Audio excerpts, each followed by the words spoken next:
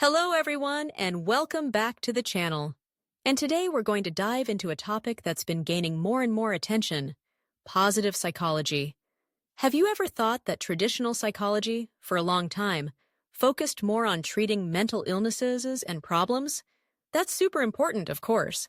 But what if I told you there's an area dedicated to understanding what makes us flourish, what makes us happier, more resilient, and more satisfied with life? That's exactly what positive psychology is all about. Positive psychology was founded by a man named Martin Seligman back in the 90s. He and other researchers realized that psychology was a bit unbalanced, focusing too much on the negative side. Their idea was simple but powerful. Why not study what works well in people? Instead of just focusing on treating depression, for example, positive psychology asks, what makes a person happy? What qualities help us overcome challenges? How can we cultivate positive emotions? So in short, positive psychology isn't about being optimistic all the time or ignoring problems. It's a science that studies well-being, character strengths, positive emotions, and positive institutions, like schools or communities that promote human flourishing. Seligman developed a model called PERMA, which is an acronym for the 5 essential elements of well-being, according to positive psychology. Let's take a look at each of them. P for positive emotions. These are all the emotions that make us feel good: joy, gratitude, hope, love, serenity.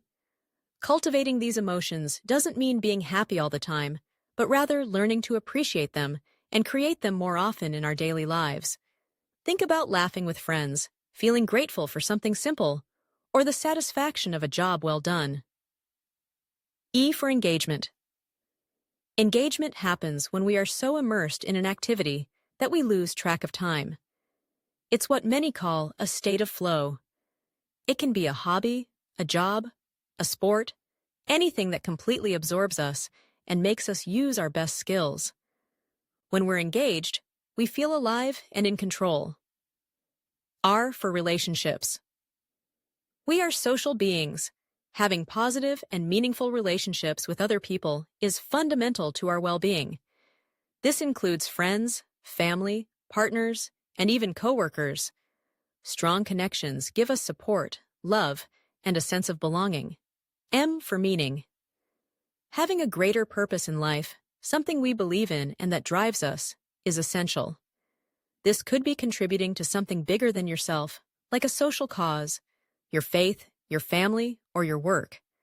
Meaning gives us direction and a sense of purpose. A for accomplishment. Feeling that we are progressing and achieving our goals, whether small or large, is crucial for well-being. It's not just about the final success, but the process of striving, learning, and improving. Accomplishment gives us a sense of competence and self-efficacy. How to apply positive psychology in your life. The good news is that you don't need to be a psychologist to apply the principles of positive psychology in your life. Here are some practical tips. 1. Practice gratitude. Keep a gratitude journal. List 3 things you are grateful for every day. 2. Identify your strengths. Discover your strengths. There are free online tests, like VA character strengths, and try to use them more in your daily life. 3. Cultivate relationships. Invest time and energy in your most important relationships. 4. Find your purpose. Think about what drives you, what you believe in, and how you can contribute to something greater. 5. Set realistic goals. Set goals that challenge you but are achievable and celebrate every small victory. 6. Practice mindfulness. Learn to live in the present and appreciate the small moments. Positive psychology shows us that happiness isn't something that just happens, but something we can actively build. By focusing on what makes us feel good, our strengths, and how we can flourish, we open the way for a more full and satisfying life. So, had you heard about positive psychology before? What did you think of these ideas? Share in the comments below. If you liked this video, don't forget to give it a thumbs up, subscribe to the channel, and hit the bell icon so you don't miss our next content. Thank you so much for watching, and see you next time.